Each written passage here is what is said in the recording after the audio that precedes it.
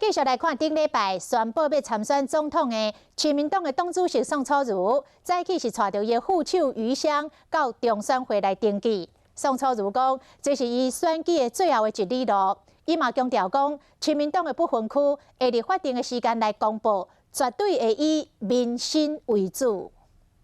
这是我漫长44年来所走过的选举路最后一里，处于充满了感恩和自信。